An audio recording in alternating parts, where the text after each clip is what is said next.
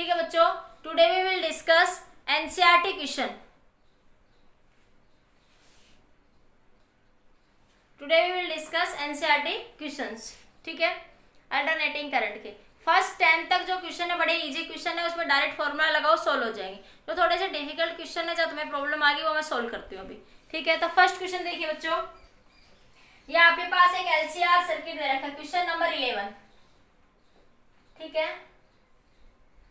ये एल, ये आर और ये सी, सीरीज रेजोनेंस सर्किट, ठीक है। ये क्या है? Series resonance circuit. क्वेश्चन में फिगर दे रखी है आपके पास, उसमें ये ईएमएफ अप्लाई दे रखी है। Shows a series LCR circuit connected to variable frequency, voltage VRMS दे रखी है बच्चों आपको 230 वोल्ट, ठीक है। इंडक्टर दे रखा है 50 हेनरी एंड कैपेसिटेंस दे रखा है आपको 80 माइक्रोफैराड, रेजिस्टेंस दे रखा है 40 ओम। क्वेश्चन के फर्स्ट पार्ट में पूछा है determine the source frequency which drive the circuit in resonance. Determine the source frequency which determine the circuit in resonance. Source frequency निकालिए किस पे? एट रेजोनेंस कंडीशन पे। एट रेजोनेंस कंडीशन क्या निकालनी है? Source frequency at the resonance. तो पहले part का सॉल्यूशन कर लेते हैं। तो रेजोनेंस कंडीशन क्या आप लोग पढ़ चुके हैं, जब एक्सएल बराबर होता है आपके पास एक्सी के, this is the condition for resonance. या ओमेगा फ्रीक्वेंसी के लिए बात कर रहा है, ओमेगा एल बराबर 1/ओमेगा-c, तो ओमेगा की वैल्यू 1/√LC। ये इसमें आंसर एंगुलर फ्रीक्वेंसी रेडियन पर सेकंड में आएगा। लीनियर फ्रीक्वेंसी जनरली निकालते हैं तो वो कितनी हो जाएगी? 1/2π√LC, ठीक है। अब क्वेश्चन में जैसे कहे उस हिसाब से निकाल लो। अब आपके पास f क्या हो जाएगा? 1/2π। L की वैल्यू कितनी है बच्चों?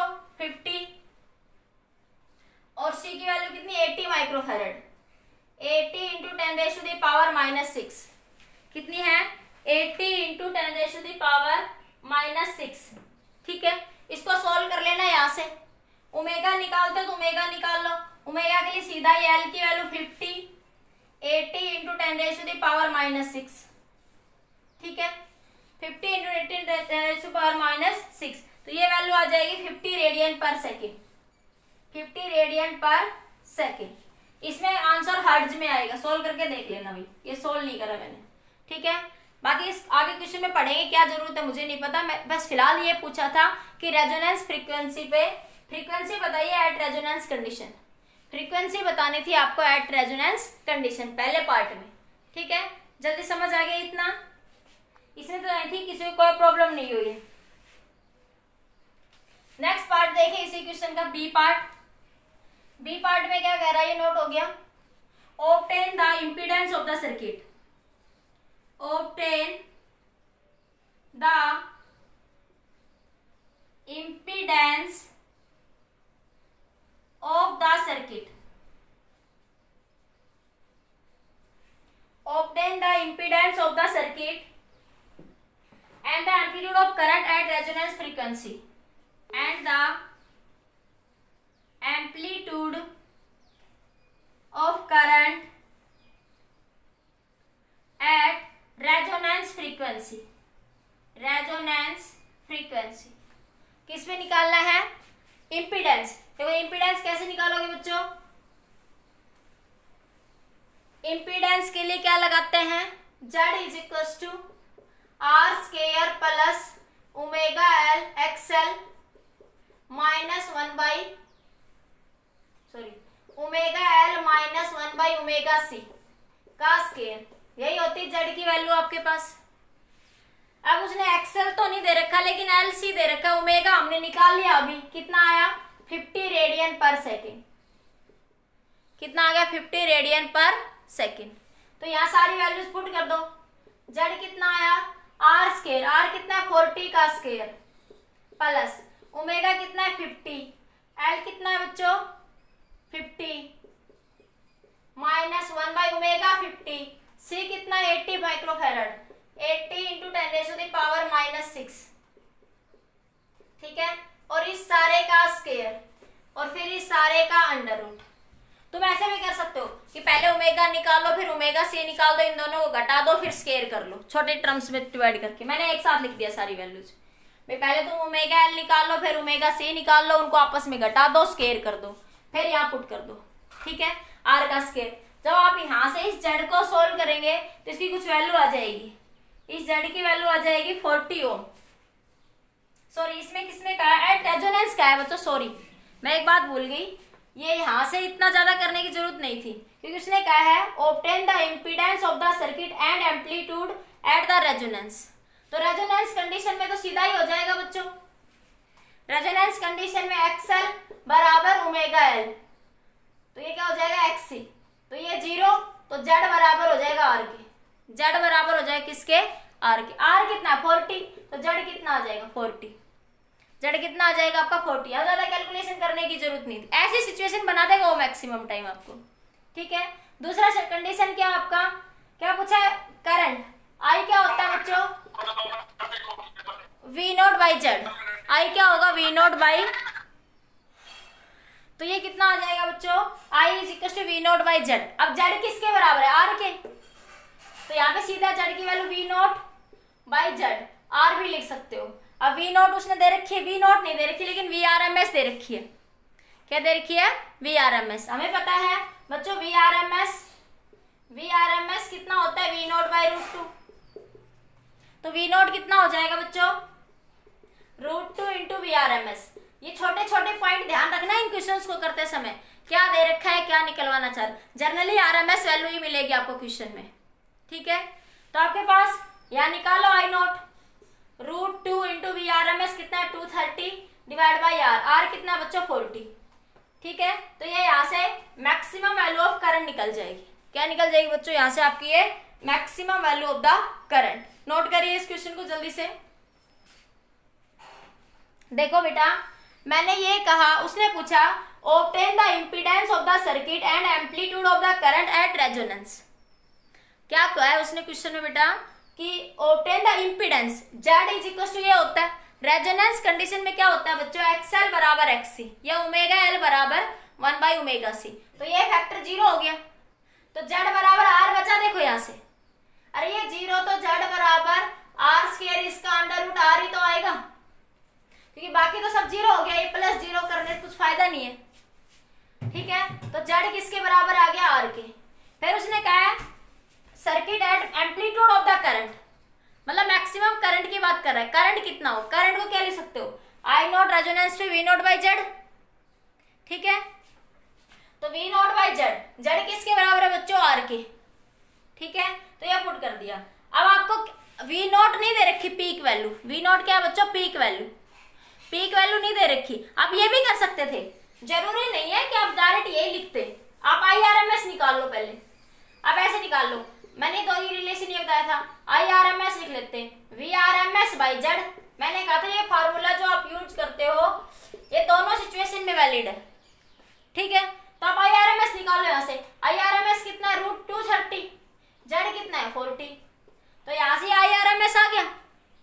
ठीक है, अब आईआरएमएस क्या होता है बच्चों I naught by root 2, I naught by at resonance condition current maximum होता है, ये बताया था कल के सर्किट में जब एलसीआर सीरीज पढ़ाया था, रेजोनेंस कंडीशन पढ़ाई थी पूरे एक लेक्चर में आपको कि रेजोनेंस कंडीशन में करंट क्या होता है बच्चों आपका मैक्सिमम, ये वाली पीक। ठीक है, तो आई नोट क्या हो जाएगा I R M S into root 2, I R M S कितना है 23/4 इंटू रूट 2, तो ये क्या निकल गया करंट एम्पलीट्यूड निकल गया नहीं निकल गया एट रेजोनेंस, एट रेजोनेंस किसमें निकालना है एट रेजोनेंस। बताइए क्लियर हुआ या नहीं हुआ, बोलो।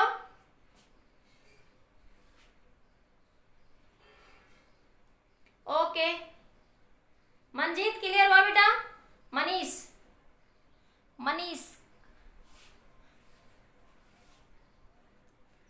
देखो सी पार्ट में देखिए बच्चों, ये बी पार्ट था इसी क्वेश्चन का, इसी क्वेश्चन के सी पार्ट में पूछा है determine the RMS potential drop across the 3 element.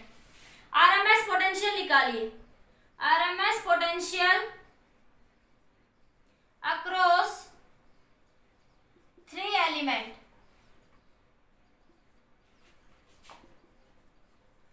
Three elements, determine the RMS potential across the three elements, shows that potential drop across the LC combination is zero, shows that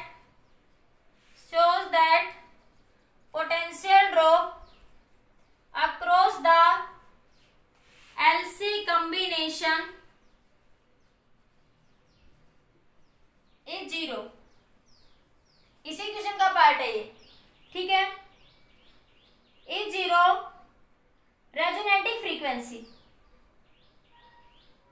is zero at the resonating frequency, at the resonance frequency, at the resonance frequency. बिल्कुल सीधा के देखो, resonance frequency पे क्या होता है बच्चों, omega L बराबर omega C. At resonance frequency पे क्या होता है बच्चों, ओमेगा एल बराबर ओमेगा सी। तो उसके ऊपर तो वोल्टेज ड्रॉप क्या हो जाएगी आपके जीरो, वोल्टेज ड्रॉप क्या हो जाएगी आपकी जीरो। बाकी सोल्व करते हैं अभी। देखो उसने पूछा है RMS potential across the three element. तो पोटेंशियल क्या होता है बच्चों, बिल्कुल सिंपल फॉर्मूला याद रखो, V is equal to I R, V is equal to I R. रटने की कोई जरूरत नहीं है, पोटेंशियल के लिए फॉर्मूला है। वो बात कर रहा है आरएमएस की, तो V आरएमएस क्या होगा, आई आरएमएस। सबसे पहले बात करते हैं किसके अक्रॉस, इंडक्टर के अक्रॉस। इंडक्टर किसके अक्रॉस बात करते हैं, इंडक्टर के। तो आई आरएमएस इंटू इंडक्टर में रेजिस्टेंस का काम कौन करता है, एक्सएल। इंडक्टर में रेजिस्टेंस का काम कौन करता है बच्चों, एक्सएल। तो V RMS I RMS into XL की वैल्यू क्या हो जाएगी बच्चों, ओमेगा एल। अब आई आरएमएस निकाला था अभी आप लोगों ने, आई आरएमएस कितना आया था आपके पास, अरे मैंने कहा था I is equal to I RMS V RMS into Z, V RMS by Z था। तो आई आरएमएस वी आरएमएस कितना था 230, जेड कितना आया था आर के बराबर, रेजोनेंस पे सिचुएशन पे आपके पास। तो ये 40 से 40 कैंसिल, 23/4 ये पुट कर दो यहाँ पे, ये 23/4 ओमेगा 50 निकाला था पहले ही पार्ट में, इंटू एल। एल कितना है बच्चों, यहां से ये दे रखा। तो V RMS across the inductor निकल जाएगा, ठीक है। फिर इसी तरीके से क्या निकालोगे, V RMS across the capacitor, क्या कर दोगे, आई आरएमएस इंटू 1/ओमेगा सी। तो आई आरएमएस पता है, ओमेगा पता है, सी पता है, निकाल लोगे। आई आरएमएस पता है,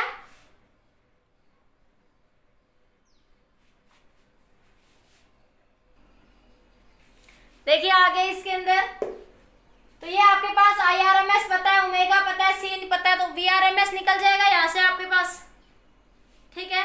अब रेजिस्टेंस के अक्रॉस निकाल लो, V RMS across the R क्या होगा, I RMS into resistance value. ये तो रेजिस्टेंस आपको डायरेक्ट दे रखा आई इंटू आर, तो ये जो भी वैल्यू होगी यहाँ से सीधे निकल जाएगी। तो वी आरएमएस आई आरएमएस सब निकल गया यहाँ से। फिर उसने लास्ट पार्ट में क्या पूछा था यहाँ से, shows that potential drop across LC combination is zero। LC combination के लिए एट रेजोनेंस, तो LC combination मतलब सिर्फ इंडक्टर है और कैपेसिटर है, ठीक है। तो क्या होगा वहां पे, XL at resonance. At resonance में क्या होता है बच्चों, V जैसे आप लिखोगे V is equal to I XL minus XC, यही लिखोगे ना, V RMS across the LC combination, V RMS across the LC combination, XL minus XC at resonance condition. At resonance condition XL बराबर हो जाएगा किसके, एक्ससी के। तो V RMS across the LC combination क्या हो जाएगा, zero. V RMS across the LC combination क्या हो जाएगा, जीरो। तो आंसर में लिखेंगे आप बच्चों, क्योंकि एट रेजोनेंस कंडीशन एक्सएल बराबर एक्ससी, तो voltage drop across the LC combination क्या हो गया आपका, zero. Voltage drop across the LC combination क्या हो जाएगा, जीरो। बताइए। देखिए बच्चों, ये आपका क्वेश्चन नंबर 12 है। इसमें ये आपको इंडक्टर दे रखा है, ये कैपेसिटर, और ये आपको चार्ज दे रखा है कि टी टाइम पे क्यू क्लोज करा गया है, और क्या पूछ रहा है, what is the total energy stored initially is total energy in the LC oscillation is conserve. तो टोटल एनर्जी एलसी ऑसिलेशन में ऑलवेज क्या रहती है आपकी, कंजर्व। ये थ्योरी में समझा दिया था। अब वो देखो, वो कह रहा है कि what is the total energy stored initially. Initially क्या चार्ज होता है, कैपेसिटर, तो इनिशियली किसमें एनर्जी स्टोर होगी, कैपेसिटर के अंदर। तो वो एनर्जी कितनी होगी, क्यू नॉट का square divide by 2c, Q not का स्क्वायर डिवाइड बाय 2c। तो क्यू नॉट का स्क्वायर कितना आपके पास, इसको क्या लिख सकते हो बच्चों, 10⁻⁻² इंटू c। तो क्या आएगा, 10⁻²² का square divide by 2c। c क्या है, कैपेसिटर, c क्या है, कैपेसिटेंस, c एरिया आपके पास 50 इंटू 10⁻⁻�6। तो ये यहाँ से जब आप इसको सोल्व करोगे तो u कितना आएगा, 10⁻⁻4 डिवाइड बाय 100 इंटू 10⁻⁻6। तो ये बचा u is equal to 10⁻⁴ 1 joule. तो इनिशियली कैपेसिटर के अंदर बच्चों कितनी एनर्जी स्टोर है, 1 joule. Initially energy store in the capacitor is 1 joule. कितनी एनर्जी स्टोर है आपके पास, 1 जूल। यही पूछा था उसने ए पार्ट में, क्वेश्चन के ए पार्ट ही लिखा था मैंने अभी। ठीक है, समझिए, जल्दी नोट करिए, फिर बी पार्ट की तरफ बढ़ते हैं। मैं एक एक पार्ट समझा रही हूँ इसकी, एक पार्ट में 4-4 5 क्वेश्चन है आपके। अब बी पार्ट के क्वेश्चन देखिए, जल्दी नोट करिए। हो गया,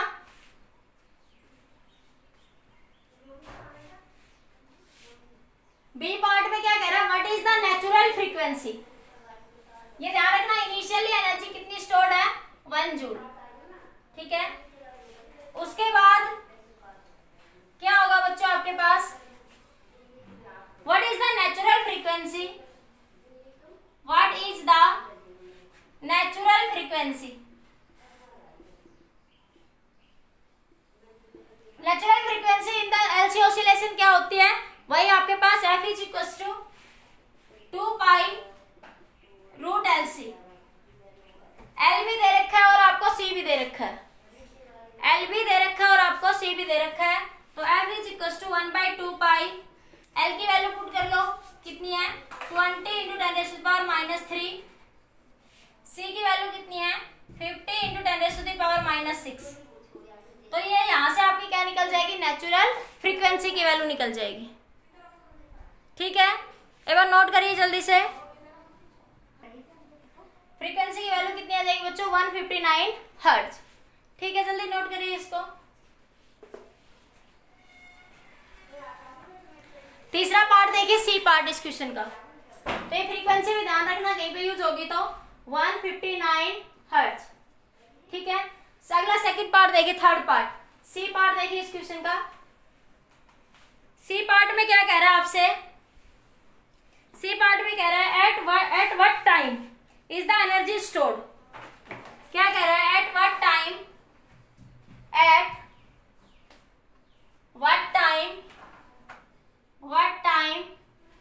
इज द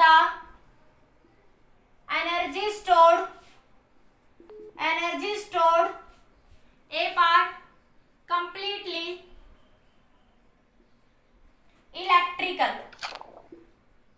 इलेक्ट्रिकल, दूसरे में कंप्लीटली मैग्नेटिक। इसके 2 पार्ट है, क्वेश्चन नंबर 3 के 2 पार्ट है, सी पार्ट के 3rd पार्ट है। इसका जो सी बी 2 पार्ट हो गए, सी के भी 2 पार्ट। अब कि किस टाइम पे एनर्जी कंप्लीटली इलेक्ट्रिकल होगी और कंप्लीटली मैग्नेटिक होगी। अब ये बहुत ही बेसिक से बातें समझाई थी आप लोगों। ठीक है, अब देखो ध्यान से, क्वेश्चन नोट हो गया। देखो, जब एनर्जी कंप्लीटली इलेक्ट्रिकल होगी बच्चों, तो उस सिचुएशन पे energy stored in the capacitor होगी। मैंने बताया था कैपेसिटर के अंदर एनर्जी स्टोर होगी in the form of electric field. At what time completely energy is electrical. तो देखो बच्चों, जब एनर्जी कंप्लीटली इलेक्ट्रिकल होगी तो किसकी फॉर्म में स्टोर, किसमें स्टोर होगी, कैपेसिटर में। कल ही बताया था कि कैपेसिटर में एनर्जी किसकी फॉर्म में स्टोर होगी, in the form of electric field. और सोलेनॉइड में या इंडक्टर में एनर्जी किसकी फॉर्म में स्टोर होती है, in the form of magnetic field. ठीक है, तो उसने कहा पहले पार्ट में कंप्लीटली इलेक्ट्रिकल। तो जब देखो हमने एक चार्ज का जीरो पे। यही कंडीशन थी ना जब टी, आज इसने भी यही दिया है क्वेश्चन में कि टी जीरो है तो क्यू बराबर है क्यू नॉट के, जो कि ये दे रखा है आप लोग को। डायरेक्ट नहीं कहा क्वेश्चन, उसने कहा है T is equal to zero when key is closed, इतना वर्ड लिखा है और चार्ज की वैल्यू दे रखी है। ठीक है, तो ये कंडीशन हमने तभी निकाली थी, Q is equal to Q naught cos omega T. ये कंडीशन कल निकाली थी हमने बच्चों। ठीक है, थ्योरी के अंदर। तो आपके पास व्हेन कैपेसिटर में energy at T is equal to zero, T zero के ऊपर टोटल एनर्जी कैसी है बच्चों, क्यू नॉट। तो क्यू बराबर है किसके, क्यू नॉट के। क्यू बराबर है किसके, क्यू नॉट के। तो यहाँ पे क्यू की जगह क्या रख दोगे, क्यू नॉट बराबर Q naught cos omega T. उसने पूछा एट व्हाट टाइम, किस किस टाइम पे टोटल एनर्जी इलेक्ट्रिकल होगी, किस किस टाइम पे टोटल एनर्जी मैग्नेटिक होगी। तो देखो जब वो इलेक्ट्रिकल होगी तो कोस ओमेगा टी बराबर 1 हो जाएगा। कोस ओमेगा टी किसके बराबर हो जाएगा, 1 के बराबर हो जाएगा। अब यहां से कोस ओमेगा टी को क्या लिख सकते हो, कोस 2 pi by T into T बराबर कोस। अगर मैं बेसिक कंडीशन में बात करूं, मान लिया कोस जीरो, कोस की वैल्यू 1 कब होती है, कोस जीरो पे होती है, कोस 2 पाई पे होती है, कोस 4 पाई पे होती है, इस तरीके से होती है। कोस 2 एन पाई लिख दूं मैं इसको, तो जनरल लिख दूं मैं, या पहले देखो कोस जीरो पे करके दिखाती हूं मैं। कोस जीरो हो गया तो कोस से कोस कैंसिल, तो 2 pi by T into T. ये टी पूछ रहा है तो टी की वैल्यू इसको इधर मल्टीप्लाई करूंगी तो T into zero divided by 2 pi, तो क्या है जीरो। तो एक तो T is equal to zero पे initially, T is equal to zero पे इनिशियली टोटल एनर्जी कैसी होगी, इलेक्ट्रिकल होगी। टोटल एनर्जी बच्चों कैसी होगी, इलेक्ट्रिकल होगी। एक अगर इसको जनरलाइज करके लिखे तो कोस, नीचे कैमरे में दिख रहा है सारा, कोस 2 pi by T into T. तो कोस 2 एन पाई लिख दूं मैं इसको, 2 एन पाई। देखो एन की वैल्यू जीरो रखोगे तब जीरो, एन की 1 रखोगे 2 पाई पे 1, एन की वैल्यू 2 रखोगे तो 4 पाई पे भी 1। तो एन की वैल्यू क्या रख सकते हो बच्चों, 0 1 2। ये जनरल बन गया एक्सप्रेशन। तो cos से cos कैंसिल, तो 2 ये बन गया 2 पाई, ये मैं इधर लिख रही हूँ एक बार, इधर शायद नहीं दिखेगा बाद में आपको, ये इधर लिख दूं मैं, एक बार नोट कर लो जल्दी से, यहां से जल्दी से नोट कर लीजिए।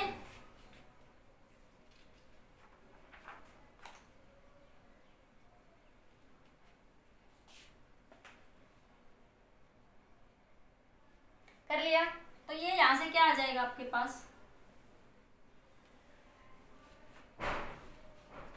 ये बना आपके पास 2 pi T by T into 2 N पाई।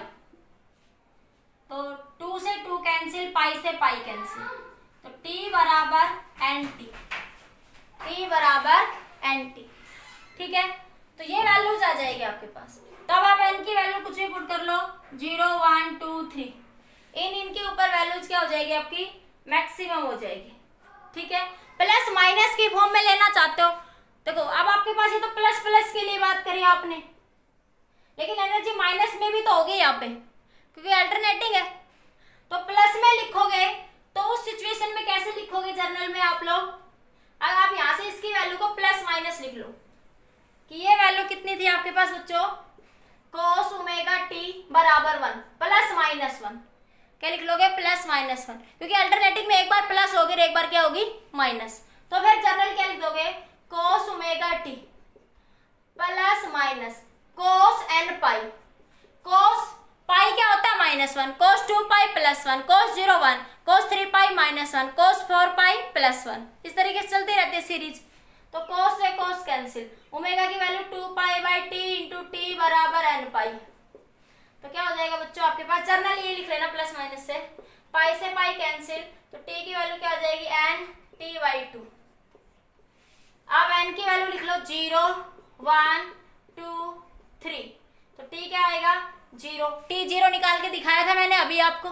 ठीक है, एन की वैल्यू 1 रखोगे तो टी बाई 2, टी बाई 2 पे भी टोटल एनर्जी कैसी होगी, इलेक्ट्रिकल। कल ग्राफ में देखो आ रही थी, कल वाला जो ग्राफ बनाया था कोस ओमेगा टी वाला, आपको इलेक्ट्रिकल। अरे कोस का ग्राफ बनाया था ना आप लोगों ने, तो यहाँ पे देखो ये क्या था T/4, ये टाइम कितना था T/4, ये टाइम कितना था T/2।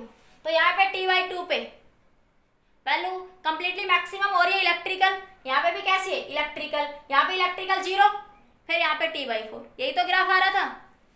तो ये T/2, फिर ये 2T/2, फिर ये 3T/2, तो ये जर्नल आ गया आपके पास। बताओ समझ आया कि किस किस टाइम पे एनर्जी क्या होगी आपकी कंप्लीटली इलेक्ट्रिकल की बात करी, किसकी बात करी कंप्लीटली इलेक्ट्रिकल। तो देखो यहाँ पे कंप्लीटली इलेक्ट्रिकल है, T0 पे मैक्सिमम एनर्जी है cos ω2 ग्राफ का। अरे Q = Q0 cos ω/t का ग्राफ बनाया था, क्लियर, ठीक है। तो नोट करिए जल्दी से, आगे देखते हैं फिर।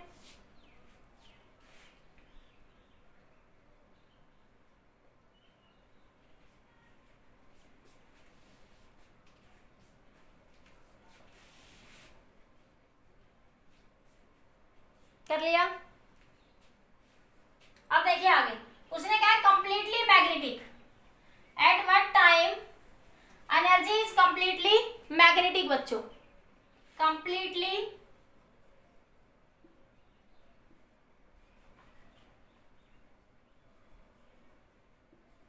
मैग्नेटिक, ठीक है। कंप्लीटली मैग्नेटिक कैसे होगी बच्चों, देखो क्या था Q = Q0 cos ω/t। जब एनर्जी कंप्लीटली मैग्नेटिक हो जाएगी तो चार्ज क्या हो जाएगा 0।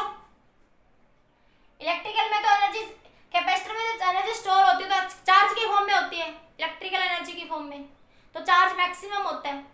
जो कैपेसिटर कंप्लीटली डिस्चार्ज हो रहा था तो एनर्जी किसकी फॉर्म में स्टोर हो रही थी, मैग्नेटिक फील्ड की फॉर्म में, तो वहां पे चार्ज क्या हो जाएगा 0। तो ये 0 = Q0 cos ω/t। यहां से क्या लिख सकती हूँ cos ω/t = 0, cos ω/t = 0। तो cos ω/t, देखो एक जनरल केस समझाती हूँ पहले बेसिक, कि अब कब 0 होता है π/2 पे, तो cos π/2। एक केस समझाती हूँ, जनरलाइज कर देंगे, cos से cos कैंसिल, ये 2π/t इंटू t बराबर π/2, पाई से पाई कैंसिल, तो t बराबर कितना आया T/4, ये 2 नीचे चला जाएगा। तो एक तो t = T/4 पे, t = T/4, देखो अगर इस ग्राफ से बात करूं तो T/4 यहाँ है, T/4 पे टोटल एनर्जी इलेक्ट्रिकल क्या होगी 0, तो किस में आ गई मैग्नेटिक एनर्जी आ गई। यहाँ पे कौन सी एनर्जी होगी ये मैग्नेटिक एनर्जी, ठीक है। तो आपके पास जनरलाइज कर लो अब इस रिजल्ट को बच्चों। अब वेव में तो हर एक टाइम पे चेंज होता रहेगा, ये पहला केस डिस्कस करा। अब जनरलाइज कर लो, कब कब होती वैल्यू 0, cos ω/t बराबर cos 2n + π/2। हाँ देखो अगर n की वैल्यू 0 रखोगे तो cos π/2, n की वैल्यू 1 रखोगे तो भी कितनी हो जाएगी 2π/2, n + 2n + 1 π/2, ऐसे लिख लो 2n + 1 π/2। n की वैल्यू 0 पे π/2, n की वैल्यू 1 रखोगे तो 3π/2, n की वैल्यू 2 रखोगे तो 5π/2, तो 1 3 5 इन 5/2 इन सब पे वैल्यू कितनी हो जाएगी बच्चों 0। तो ये बन जाएगा cos से cos कैंसिल, तो ω/t बराबर 2n + 1 π/2, 2n + 1 π/2, π/2 क्या लिख सकते हैं 2π/t इंटू t, 2n + 1 π/2, पाई से पाई कैंसिल, तो t बराबर 2n + 1 t/2। अगर n की वैल्यू यहाँ पे 0 रखूं, ये एक 2 और आएगा नीचे तो t/4 हो जाएगा ये। तो n की वैल्यू 0 रखोगे तो t/4, जो कि हमारा पहला केस आया था 0 पे। अगर n की वैल्यू 0 1 2 3 4 रख दो तो t कितना आया t/4, 3t/4, 5t/4। इस टाइम पे एनर्जी कैसी होगी बच्चों कंप्लीटली मैग्नेटिक होगी, एनर्जी कैसी होगी बच्चों, कंप्लीटली मैग्नेटिक एनर्जी स्टोर होगी। क्लियर, बताइए। क्वेश्चन का लास्ट पार्ट देखिए इसका ही, इसी क्वेश्चन का लास्ट पार्ट देखिए।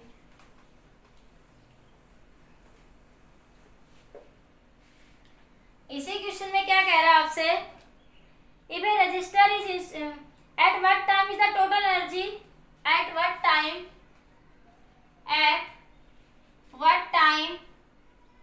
is the total energy share, at what time the total energy share equally between the inductor and capacitor, shared equally between the inductor and capacitor। देखो मैंने बताया था सर्किट में कि पहले कैपेसिटर मान ले कंप्लीटली चार्ज है, पहले कैपेसिटर क्या है बच्चों आपका कंप्लीटली चार्ज है, ठीक है। फिर ये आपका इंडक्टर था प्लस क्यू नॉट, ये माइनस क्यू नॉट, ठीक है। धीरे धीरे करंट बढ़ना शुरू करा, ये अपोज करेगा, एकदम से करंट नहीं बढ़ेगा। फिर क्या होगा कि इसमें मान ले किसी इंस्टेंट पे चार्ज कितना आ गया, प्लस का क्यू, इसमें कितना आ गया, माइनस का क्यू। तो इस टाइम पे, ये कोई टाइम है एट एनी इंस्टेंट पे, ये इस टाइम पे जो एनर्जी होगी इसमें कितनी होगी, 1/2 Q square by C plus 1/2 LI का स्क्वायर, ठीक है। इतनी होगी एनर्जी। इस टाइम पे करंट आई हो जाएगा, इस टाइम पे करंट आई नॉट था, करंट धीरे धीरे बढ़ रहा है बच्चों, ठीक है। इस टाइम पे करंट 0 होता है इनिशियली, तो चार्ज क्यू बराबर क्यू नॉट होता है। इसमें धीरे धीरे करंट बढ़ रहा है, इंडक्टर अपोज कर रहा है। तो इस सिचुएशन की बात कर रहे हैं जब दोनों में एनर्जी हाफ हाफ शेयर हो रही है। दोनों में एनर्जी क्या हो रही है बच्चों, हाफ हाफ अमाउंट में क्या हो रही है, शेयर हो रही है। तो ये तो मैंने बताया था, अब न्यूमेरिकल में ये निकालना है कि वो कब हाफ हाफ अमाउंट में शेयर होगी, वो टाइम निकालना है। शेयर तो हो जाएगी हाफ हाफ, किसी इंस्टेंट पे मान लिया था थ्योरी में समझाते से, अब वो हाफ हाफ किस टाइम पे होगी ये हमें निकालना है। तो देखिए बच्चों, इक्वली शेयर अमाउंट कितनी शेयर होगी आपके पास, ठीक है। तो देखिए कैसे करेंगे बच्चों यहाँ पे, तो देखो हाफ एनर्जी किसमें शेयर होगी, कैपेसिटर में, हाफ किसमें होगी, इंडक्टर में। या तो कैपेसिटर का केस ले लो या फिर इंडक्टर का, टाइम तो दोनों के लिए बराबर है। जिस टाइम पे हाफ कैपेसिटर में होगी उसी टाइम पे हाफ इंडक्टर में होगी, ठीक है। तो मान लो आप कैपेसिटर का केस लेते हो तो इंडक्टर का भी ले सकते हो, Q naught sine omega T cos omega T. अगर इंडक्टर का केस लेते हो तो उसके लिए करंट वाली सिचुएशन कंसीडर कर लेना। कल मैंने दोनों सिचुएशन समझाई थी आपके पास, ठीक है। तो मैं आज 4 से समझा देती हूँ। Q is equal to Q naught sine omega T, sine omega sorry cos omega T, cos omega T, ठीक है। अब आपके पास चार्ज क्या हो रहा है, एनर्जी, एनर्जी टोटल एनर्जी क्या है बच्चों, टोटल एनर्जी इनिशियली कैपेसिटर में कितने स्टार, Q is equal to Q naught by Q naught total charge है ना भाई। जब कैपेसिटर डिस्चार्ज नहीं हुआ, इनिशियली कैपेसिटर से कंप्लीटली चार्ज है, तो इस इंडक्टर के अक्रॉस एनर्जी क्या है बच्चों, 0, और इसके अक्रॉस एनर्जी क्या है बच्चों, क्यू नॉट का स्क्वायर डिवाइड बाय 2 से, ठीक है। तो वो कह रहा है कि इस एनर्जी का हाफ एनर्जी शेयर्ड हो जाए, तो इसका हाफ, इसका हाफ टोटल एनर्जी है, टोटल एनर्जी का हाफ एनर्जी किसमें आएगा, कैपेसिटर के अंदर। तो इसका हाफ क्या लिख लोगे, हाफ क्यू, किसी इंस्टेंट में इसमें चार्ज कितना बचा, क्यू, किसी इंस्टेंट में कैपेसिटर में चार्ज कितना बचा बच्चों, क्यू, तो क्यू स्क्वायर बाई 2c, तो 2c से 2c कैंसिल, तो क्यू नॉट का स्क्वायर बराबर Q square by 2c। Total energy हमेशा कंजर्व रहती है कैपेसिटर के अंदर, तो क्या बनेगा, Q इज इक्वल टू बच्चों क्यू नॉट, ये क्यू नॉट कितना आ जाएगा, Q बाई √2, यहां से अंडर रूट ले लो तो Q कितना आ जाएगा, Q नॉट कितना आ जाएगा, Q बाई √2। Q नॉट की वैल्यू कितनी हो जाएगी, Q बाई √2 हो जाएगी, ठीक है। एक बार नोट करिए जल्दी से ये सिचुएशन।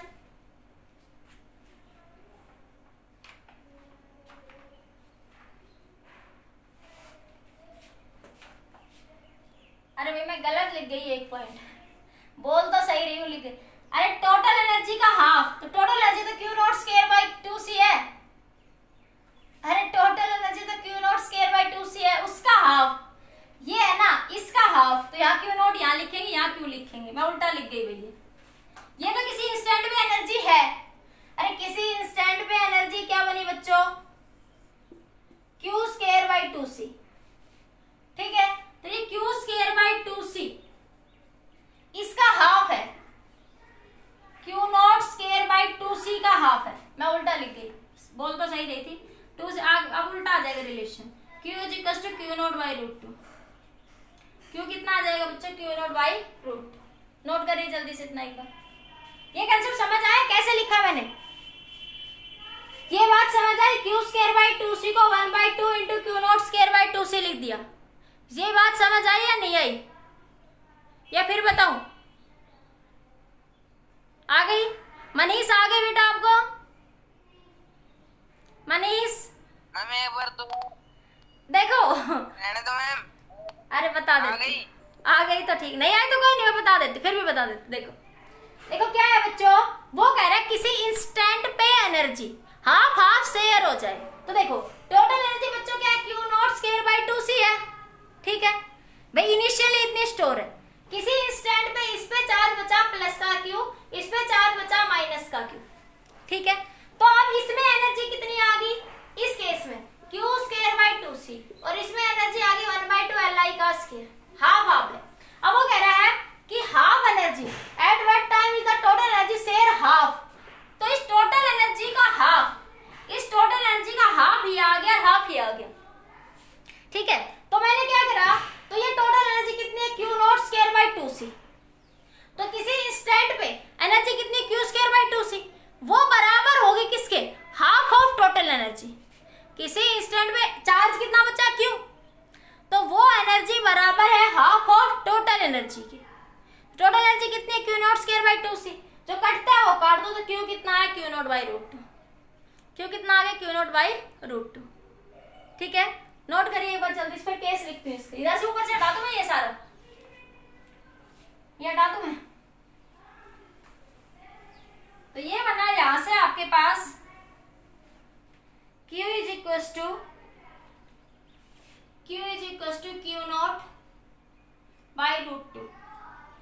तो Q कितना है बच्चों भाई, cos Q naught cos omega t, ठीक है। पहले उसने डायरेक्ट समझ आ रहा था Q की वैल्यू क्या है, अब थोड़ी निकाल ली, बस एक ही तो स्टेप इंक्रीज हो गया। अब Q की वैल्यू कितनी है बच्चों, Q naught by root 2, Q naught by root 2 बराबर Q naught cos omega t। Q naught से क्यू नॉट मर गया, तो क्या बचा, cos ओमेगा t बराबर आया 1/√2। अब बस हमें ये देखना है कि 1/√2 की वैल्यू ये कब कब होती है, cos की वैल्यू 1/√2 कब कब होती है, बस आंसर आ गया। cos की वैल्यू 1/√2 अगर हमें बेसिक सबको याद है कब होती है, देखो बेसिक बात करते हैं, cos ओमेगा t बराबर cos π/4 लिख सकती हूँ मैं इसको, cos 45 डिग्री, cos 45 1/√2 होता है। cos से cos मर गया, ओमेगा t बराबर π/4, ओमेगा t की वैल्यू 2π/t इंटू t बराबर π/4, पाई से पाई मर गया, तो t की वैल्यू कितनी आ गई, t/8। तो एक तो t is equal to t/8 time पे टोटल एनर्जी हाफ क्या हो जाएगी, शेयर हो जाएगी, हाफ हाफ शेयर होगी। एक तो t is equal to 8 time पे एनर्जी हाफ हाफ शेयर होगी। दूसरा अगर मैं एक जनरल केस और ले लूं, cos ओमेगा t cos 3π/4, ये भी चेक कर सकते हो, cos 3π/4 भी क्या होता है 1/√2, प्लस माइनस 1/√2 होगा। ये cos 3π/4 पे क्या होगा 1/√2, तो यहां से वही आ जाएगा। तो ये बन गया 2π/t, cos से cos मर गया, t बराबर 3π/4, पाई से पाई मर गया, तो t बराबर 3/8t। एक इस टाइम पे एनर्जी हाफ हाफ क्या होगी, शेयर होगी। अब जनरलाइज कर लो एक्सप्रेशन को जनरलाइज करके लिख लो, ठीक है। एक्सप्रेशन को जनरलाइज कैसे करके लिखोगे, प्लस और माइनस के लिए दोनों यहाँ पे अलग अलग है, तो एक बार देखो, ये नोट करो जल्दी से, इतना लिखो जल्दी से पहले एक बार।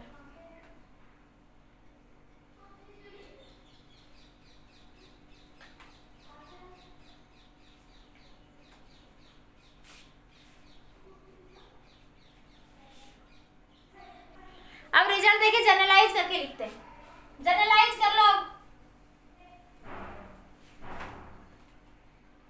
तो ऐसे लिख लो, cos omega T plus n pi plus pi by 4। तो ये बन जाएगा बच्चों पाई बाहर n प्लस 1/4, पाई बाहर, ये cos आएगा साथ में, cos n pi plus pi by 4, cos से cos मर गया, 2 pi by T into T. तो ये प्लस के लिए है, 3 पाई का केस किस में आता है बच्चों, माइनस के केस में, ठीक है। तो ये बन जाएगा बच्चों 4n plus 1 into pi divide by 4। इसको अरेंज करके लिख दिया, पाई को कॉमन लिया तो 4n प्लस 1 पाई बाई 4, पाई से पाई मर गया, तो t बराबर 4n plus 1 into T by 8, ये 2 नीचे चला जाएगा। अब देखो पहला केस आया था t बाई 8, अगर n की वैल्यू 0 लोगे तो t की वैल्यू कितनी आएगी, t बाई 8, यही आया था ना पहला केस, तो ये जनरलाइज केस हो गया। ये प्लस वाला प्लस माइनस √2 लिखते ना, तो माइनस वाले के लिए क्या कर लोगे बच्चों, यहाँ पे आपके पास वो 3 पाई पे कितनी वैल्यू होती, 3 पाई 5 पाई पे वैल्यू सारी क्या होती, माइनस। आप इसको ऐसे भी लिख सकते हो, cos omega T n pi plus 3 pi by 4, pi common 4n plus 3 2 pi by 4, 2 pi by T into T, pi से पाई मर गया, तो t is equal to T by 8 4n plus 3। तो देखो दूसरा केस आया था, n की वैल्यू अगर यहाँ इस केस में 0 लोगे तो 3t बाई 8 पे आया था, तो ये उस केस के लिए आ जाएगा, ठीक है। तो इन टाइम्स पे जनरली एनर्जी क्या होगी बच्चों, इक्वल अमाउंट में शेयर हो जाएगी, energy share in equal amount. अब इसका एक पार्ट और अभी इसका, ठीक है, नोट करिए एक बार जल्दी से इस पार्ट को बच्चों।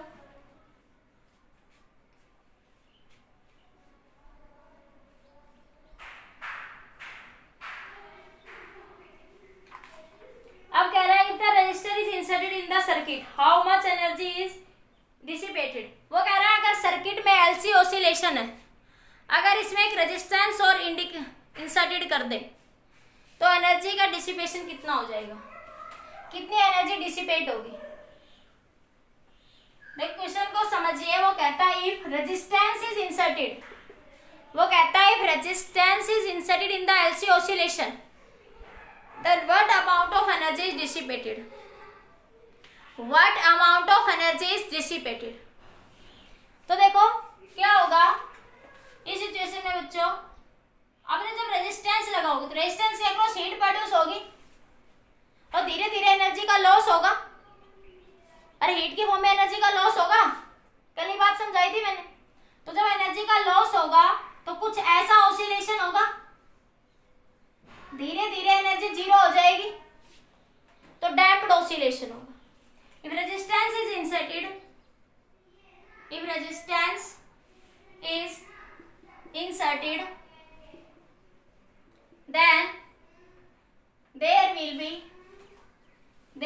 be damped oscillation and complete energy lost। अब कितनी एनर्जी लॉस होगी, एनर्जी तो लॉस होगी कितनी, जितनी है टोटल उतनी तो लॉस होगी। कितनी थी इनिशियली 1 जूल, इनिशियली कितनी थी 1 जूल, तो 1 जूल एनर्जी क्या हो जाएगी लोस्ट।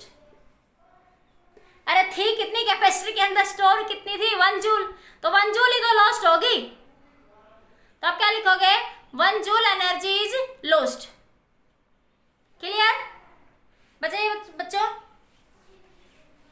बात समझ आई या नहीं आई। यहां से डायरेक्ट 5 मार्क्स का क्वेश्चन एज इट इज उठा के डाल देते हैं, और जो 3-4 क्वेश्चन बार बार रिपीट हुए वो अभी करवाऊंगी, ठीक है। क्वेश्चन देखिए लास्ट अगला बच्चा, एक कॉइल ऑफ इंडक्टेंस, एक कॉइल ऑफ इंडक्टेंस में डायरेक्ट लिख रही हूं, 0.50 Henry.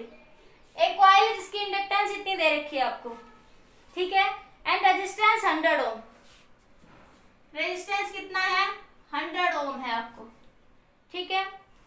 VRMS value voltage supply VRMS 240 volt दे रखी है। फ्रीक्वेंसी 50 हर्ट्ज दे रखी है, फ्रीक्वेंसी दे रखी है 50 hertz. What is the maximum current in the coil? Question के ए पार्ट में पूछा है, ए पार्ट में what is the maximum current in the coil, in the coil, ठीक है। और क्वेश्चन के बी पार्ट में पूछ रहा है what is the time lag between voltage maximum and current maximum. What is the time lag between voltage maximum and current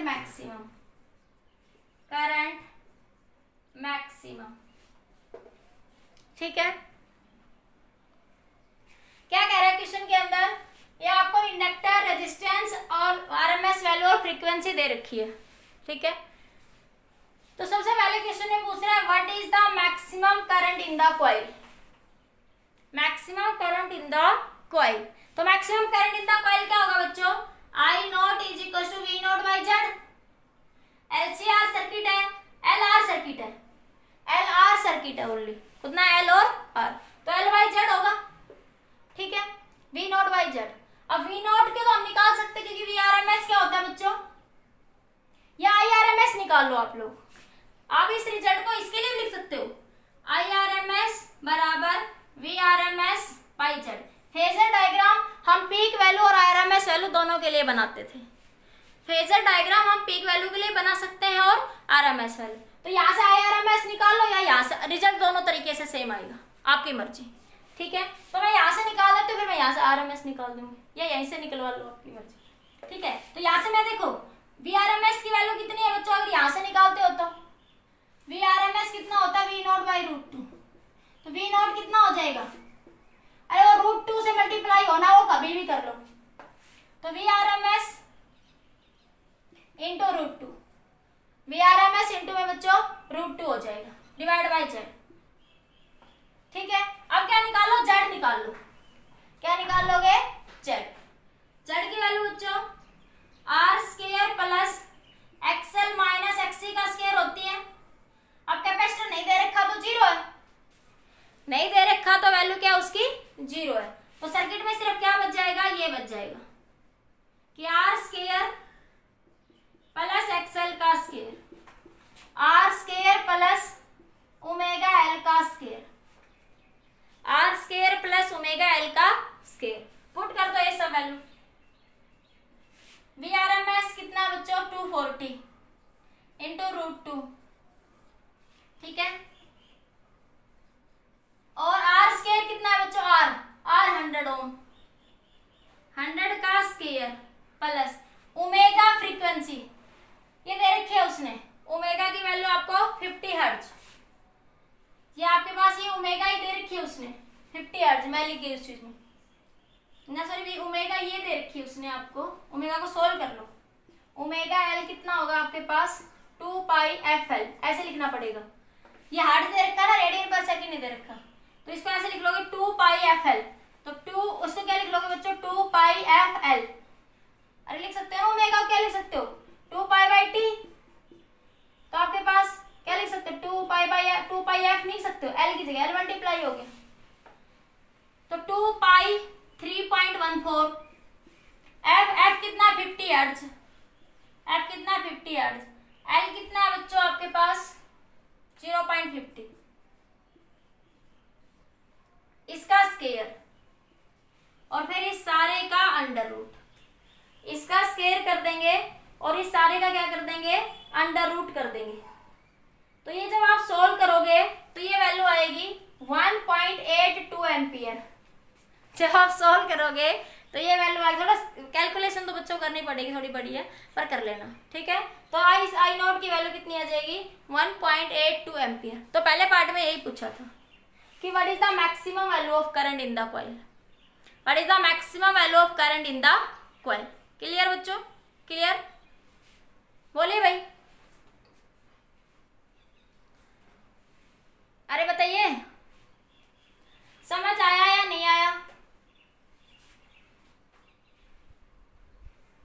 okay note करिए, second part discuss करते हैं, फिर नेक्स्ट पार्ट डिस्कस करते हैं, ठीक है। जल्दी नोट करिए।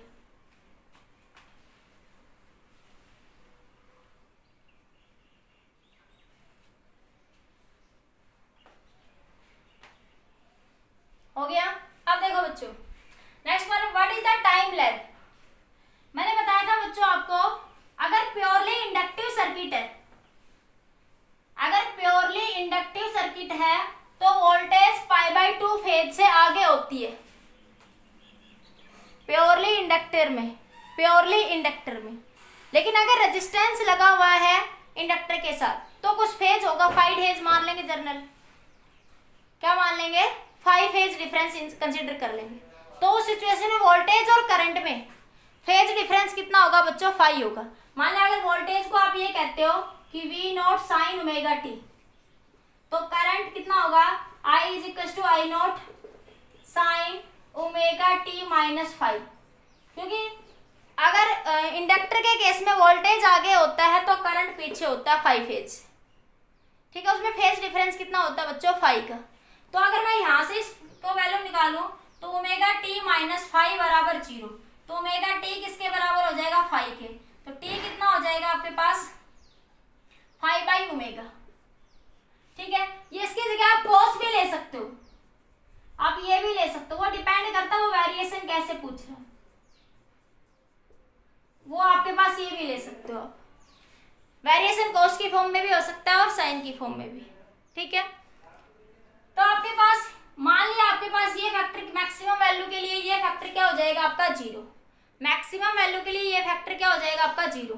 तो आपके पास फेज डिफरेंस उन दोनों के में कितना आ जाएगा, t की वैल्यू कितनी आ जाएगी 5/2 ओमेगा। तो इतने टाइम लैग होगा उन दोनों में 5/ओमेगा। 5 नहीं पता हमें ओमेगा तो निकाल लेंगे। 5 कैसे निकालते हैं, देखो ये रेजिस्टेंस फेजर डायग्राम बनाओ, ये रेजिस्टेंस और ये इंडक्टर, ये दोनों प्योरली इंडक्टर के एक्सेल सर्किट में इंडक्टर रेजिस्टेंस से π/2 फेज आगे होता है, इंडक्टर रेजिस्टेंस से क्या होता है π/2 फेज आगे होता है आपके पास, ठीक है। तो ये अगर मैं एक्सेल कहूं तो ये क्या होगा जेड होगा इंपीडेंस यहाँ से, तो ये एंगल मैं फाई कह दूं आरएल सर्किट में, तो आपके पास tan फाई, तो ये भी एक्सेल, तो tan फाई क्या हो जाएगा XL/R। tan फाई निकालो बच्चों यहाँ से, बस इस कंसेप्ट के लिए ही मैंने इस क्वेश्चन को करवाया था थोड़ा सा। tan वो तो बेसिक था XL/R, XL को ओमेगा L/R, ओमेगा की वैल्यू देने रखी 2πfL/R, 2πfL/R, ये सब वैल्यूज पुट कर लो। tan फाई 2π की वैल्यू 3.14, फ्रीक्वेंसी कितनी है 50 हर्ट्ज, L कितना 0.50, R कितना बच्चों आपके पास 100 ओम। इन सबको सोल्व कर लो यहाँ से। जब आप यहाँ से इसको सोल्व करोगे बच्चों तो फाई की वैल्यू आ जाएगी, यहाँ से फाई की वैल्यू लिख रही हूं मैं direct 57.5 pi radian inverse, 57.5 pi radian divide by 180, ये वैल्यू फाई की आ जाएगी, ये यहाँ से, ठीक है। बाकी पेपर में जब देता है वो कुछ ऐसे आता है वैल्यू की जो आपको जर्नल जो पता होती है वो निकल जाती है, या फिर वो आपको टेबल देता है, टेबल प्रोवाइड होती है आपको, ठीक है। ऐसा नहीं होता उसमें, ये मत सोचना कि इतनी बड़ी कैलकुलेशन हम डायरेक्ट कैसे याद रखें, तो डायरेक्ट याद नहीं रखना आप लोगों को, ठीक है। तो कुछ ऐसी वैल्यू आ जाएगी जिसको आप इजीली सोल्व कर पाएंगे, या तो ट्रिग्नोमेट्री मेथड से, या फिर आप लोगों को डायरेक्ट कुछ वैल्यू ज्ञान होगी, नॉलेज में होगी, ठीक है। तो सब आपकी प्रैक्टिस के लिए। तो अब यहाँ पे फाई की वैल्यू पुट कर दो बच्चों, ये नोट करो, जल्दी नोट कर लीजिए, इतना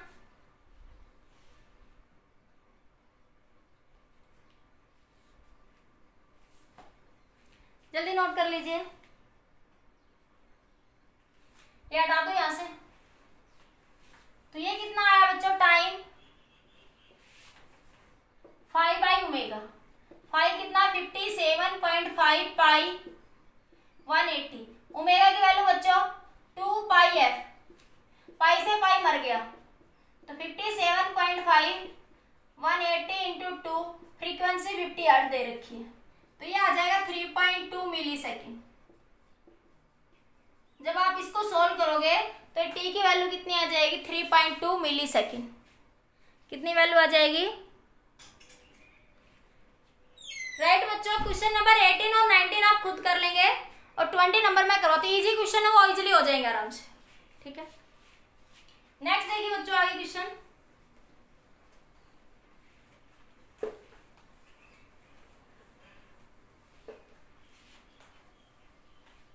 क्वेश्चन नंबर 20 देखिए।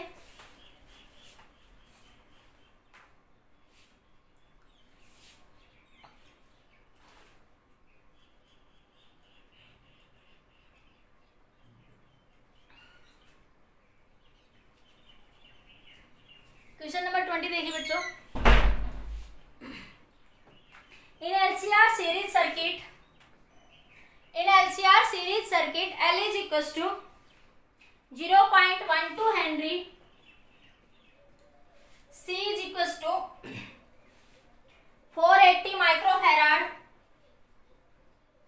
C is equals to 480 microfarad, nanofarad भाई, माइक्रो नहीं nanofarad, R is equals to 23 ohm,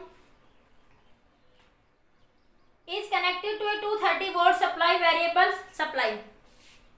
VRMS दे रखा आपको 230 वोल्ट, VRMS कितना दे रखा 230 volt.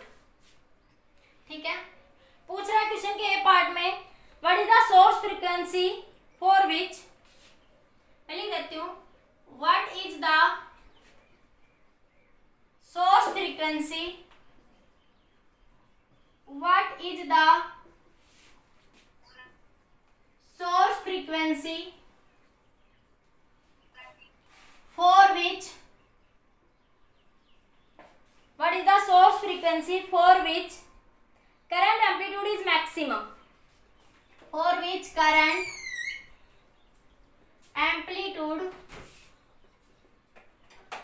amplitude is maximum, find the maximum value of current, maximum value of current. ये question number 20 है NCERT का। Question का ए पार्ट है ये आपका, 4-5 पार्ट है क्वेश्चन में। तो what is the source frequency for which current is maximum, current source में करंट किस फ्रीक्वेंसी पे करंट मैक्सिमम होता है बच्चों, बताइए? रेजोनेंस फ्रीक्वेंसी पे। किस पे होता है? रेजोनेंस फ्रीक्वेंसी पे करंट की वैल्यू क्या होती है बच्चों? मैक्सिमम होती है। ठीक है, तो eight resonance frequency current is maximum. Current क्या होगा बच्चों? मैक्सिमम। और उस रेजोनेंस फ्रीक्वेंसी की वैल्यू रेडियन की फॉर्म में निकालोगे तो 1/√LC, तो 1/√L की वैल्यू कितनी है? 0.12, C की वैल्यू 480 10⁻⁹ इसका अंडर रूट। ठीक है, इसकी फॉर्म में निकालोगे तो 1/2 पाई रूट LC, तो 1/2 पाई की वैल्यू 3.14, 0.12 480 10⁻⁹। ये दोनों वैल्यूज आप लोग यहाँ से क्या कर लोगे? फाइंड आउट कर लोगे। तो ये वैल्यू आएगी आपकी 4167 रेडियन सेकेंड इनवर्स। ठीक है, रेजोनेंस फ्रीक्वेंसी की फॉर्म में। और ये वैल्यू आएगी आपकी 663। आप इसको डायरेक्ट ये भी कर सकते हो, इसको 2 पाई से डिवाइड कर दो। इस वैल्यू को कितने से डिवाइड कर दो? 2 पाई से। ये सारा ना लिख के बार बार सीधा क्या करो, इस ये जो वैल्यू आई है 4167, इसको सीधा 2 पाई से डिवाइड कर दो, तो ये 663 हर्ट्ज आ जाएगी। इसको सोल्व करोगे तो कितनी आ जाएगी? 663 हर्ट्ज आ जाएगी आपके पास। ठीक है, ये रेडियन सेकेंड इनवर्स। ठीक है, तो ये वैल्यू आ गई फ्रीक्वेंसी की। तो रेजोनेंस फ्रीक्वेंसी पे करंट की वैल्यू बच्चों क्या होती है? मैक्सिमम। और उसने पूछा मैक्सिमम करंट, तो IRMS करंट क्या होगा बच्चों? VRMS by R. तो रेजोनेंस फ्रीक्वेंसी पे Z बराबर R हो जाता है। एट रेजोनेंस फ्रीक्वेंसी Z बराबर क्या होगा बच्चों? R के। तो VRMS कितना है? 230 बाई R कितना बच्चों? 223। तो ये कितना आ जाएगा? 10 एम्पियर। कितना आ जाएगा? 10 एम्पियर। ये IRMS आया आपके पास। तो IRMS क्या होता है? I0 by √2। तो I0 क्या हो जाएगा? √2 इंटू IRMS, तो 10 √2। तो मैक्सिमम वैल्यू ऑफ करंट कितनी आ जाएगी? 10 √2 एम्पियर। समझ आया? बताइए first part of the question. अरे बताइए फर्स्ट पार्ट समझ आ गया?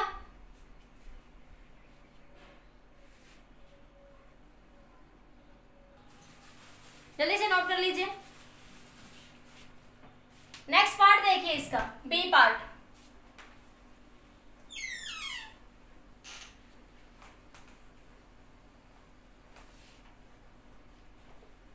ए पार्ट तो इसका इजी ही था, बी में थोड़ा सोचना पड़ता है।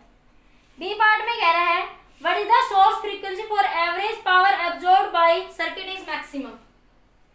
What is the source frequency for which average power is maximum? What is the source frequency for which average power is maximum? Obtain the value of maximum power for each average absorbed power, for which absorbed power is maximum. Obtain the maximum value of power. Maximum value of power क्या निकाली थी बच्चों आप लोगों ने? याद है किसी को एलसीआर सर्किट में? P maximum. यहां पे देखो, इसको ध्यान करो, यहाँ पे करंट क्या था? I0 मैक्सिमम, ठीक है, और पावर कितनी बताई थी? IRMS का स्केयर इंटू R। IRMS को बोलोगे तो I0 का स्केयर डिवाइड बाय √2 का स्केयर इंटू R, ठीक है। अरे यही बताई थी, तो ये आ जाएगा I0 square R divide by 2। ये I0 maximum current into resistance divide by 2, ठीक है। तो ये आपके पास कितनी आ जाएगी? यहां से सोल्व कर लो बस। P मैक्सिमम पावर I0 अभी निकाला था, कितना था? 10 √2 का स्केयर, R अभी दे रखा था, ये रहा 23 डिवाइड बाय 2। तो इस पावर मैक्सिमम को सोल्व कर लोगे बच्चों, यहां से इसको सोल्व करके लिखोगे तो ये वैल्यू आ जाएगी 2300 वोल्ट। 2300 वोल्ट कितनी आ जाएगी? 2300। ये मैक्सिमम पावर की वैल्यू आ जाएगी, ठीक है। इसका नेक्स्ट क्वेश्चन देखिए। हाँ, इससे भी कर सकते, बिल्कुल कर सकते, VRMS से भी कर सकते। इसको ये भी लिख सकते थे V0 स्केयर बाई R, बिल्कुल लिख सकते थे, ठीक है, उससे भी कर सकते। V0 का स्केयर डिवाइड बाई R भी लिख सकते थे, ठीक है। नोट करिए जल्दी से। सी पार्ट देखिए, C part very very important. C part को थोड़ा सा बीच से उठाया गया क्वेश्चन के, ट्विस्ट कर रखा थोड़ा सा, हो गया।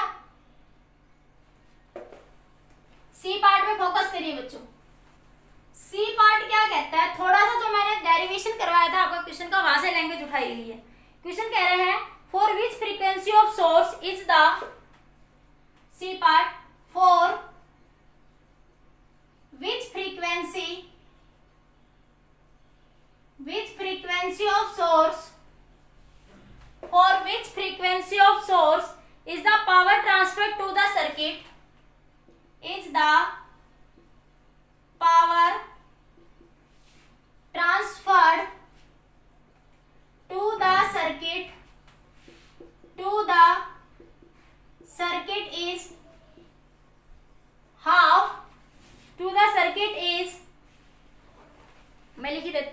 to the circuit is half the power at resonance frequency. Half the power at resonance frequency. Resonance frequency. Half the power at resonance frequency. What is the current amplitude at these frequencies? What is the current amplitude? What is the current amplitude at these frequencies? At these frequencies. Frequencies.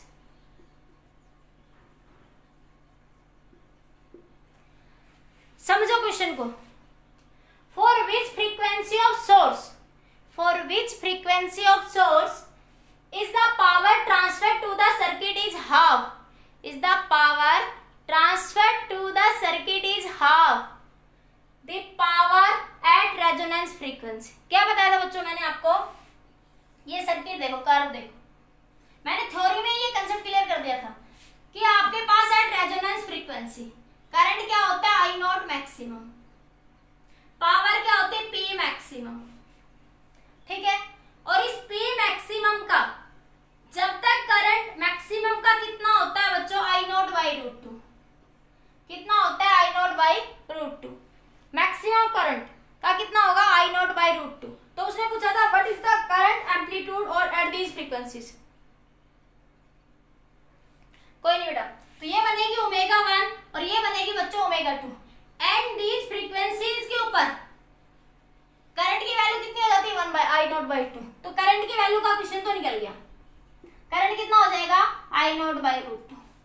तो जो maximum value of current है उसके root two. तो maximum value of current कितनी निकाली थी बच्चों? 10 root two. अरे निकाली थी ना स्टार्टिंग में ही निकाली थी पहले ए पार्ट में. तो 10 से क्या? 10 रूट टू डिवाइड बाई 2. तो मैक्सिमम वैल्यू ऑफ करंट निकल गई. इन फ्रीक्वेंसीज पे मैक्सिमम वैल्यू ऑफ करंट आ गई. पर उसने ये पूछा है power transfer to the half. तो जब इस W1 और W2 फ्रीक्वेंसी पर पावर मैक्सिमम का कितना हो जाता है? हाफ. पावर मैक्सिमम का कितना हो जाता है बच्चों? हाफ हो जाता है. पावर क्या हो जाता है आपका? हाफ हो जाता है. ठीक है. वो कह रहे हैं फॉर विच फ्रीक्वेंसी. फ्रीक्वेंसी बताइए पहले. जिस फ्रीक्वेंसी पर पावर क्या हो जाता है? हाफ हो जाता है. उस फ्रीक्वेंसी की वैल्यू बतानी. तो W1 और W2 ये हमने निकाला था ओमेगा 2 माइनस ओमेगा 1 मतलब 2 डेल्टा ओमेगा. किसके बराबर आया था फॉर्मूले में? R बाई एल के. तो डेल्टा ओमेगा कितना बन गया बच्चों आपके पास? R बाई 2L के. यहां से ये ओमेगा R थी तो ओमेगा 1 को क्या लिख सकते थे आप लोग? यहां से omega R minus delta omega ये लिख सकते थे. इसी तरह ओमेगा 2 को क्या लिख सकते थे? Omega R plus delta omega. मैं इसको जर्नल लिख दूं कि ओमेगा कोई फ्रीक्वेंसी है जर्नल पे. क्या लिख सकती हूँ? Omega R plus minus delta omega. ऐसे लिख दो, जनरलाइज करके लिख दिया और कुछ नहीं करना. ठीक है. तो इन फ्रीक्वेंसीज पर पावर क्या होगी? हाफ होगी. तो उस फ्रीक्वेंसी की तो वैल्यू निकालनी पड़ेगी बच्चों. ठीक है. इतना नोट करिए फिर आगे सोल्व करते हैं जल्दी से.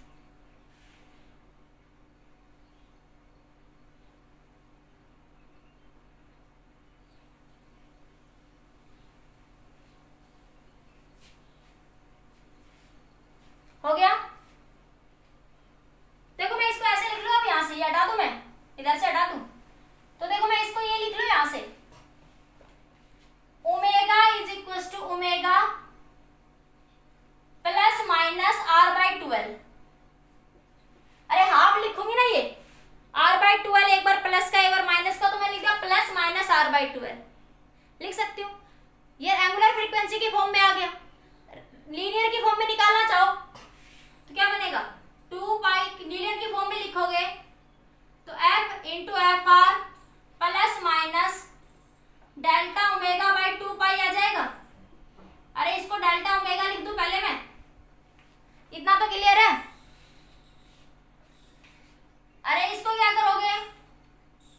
F क्या होता है? देखो इधर ओमेगा क्या होता है? 2 पाई F. कैसे लिख दिया?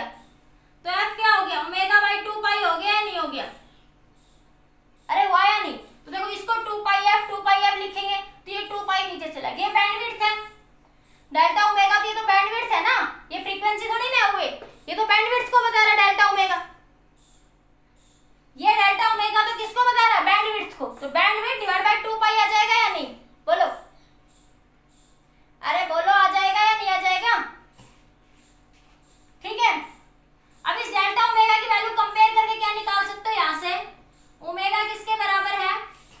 डेल्टा ओमेगा की वैल्यू कितनी है? अब आपके पास इसकी वैल्यू निकाल लो, डेल्टा ओमेगा की। डेल्टा ओमेगा बाय 2 पाई की वैल्यू निकाल लो, तो 1/2 पाई।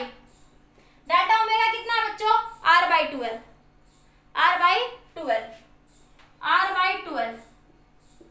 ठीक है, इसको सोल्व करोगे तो ये वैल्यू कुछ आ जाएगी 15 हर्ट्ज। ये वैल्यू कितनी आ जाएगी? 15 हर्ट्ज। इसको यहाँ पे पुट कर दो इस फ्रीक्वेंसी में, ये प्लस माइनस r/12 हो जाएगा। अरे इसमें ये पुट कर दो डेल्टा ओमेगा की वैल्यू, यहाँ पे कहीं भी पुट कर दो। ठीक है, तो ये वैल्यू बन जाएगी आपके पास f is equal to, f कितना था? 6630। इसमें पुट करो, लीनियर फ्रीक्वेंसी है, इसमें लिखो।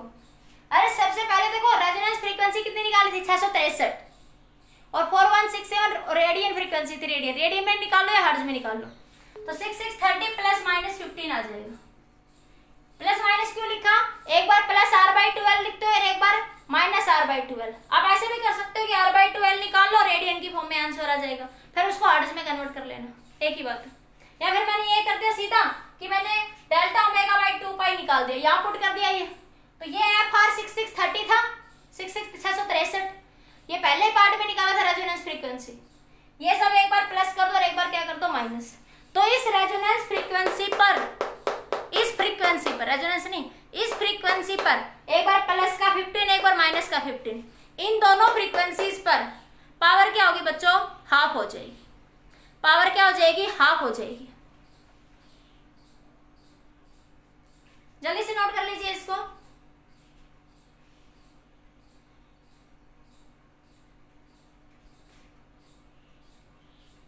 क्वालिटी फैक्टर, क्वालिटी फैक्टर देखिए बच्चों, लास्ट पार्ट में पूछा है फाइंड द क्वालिटी फैक्टर।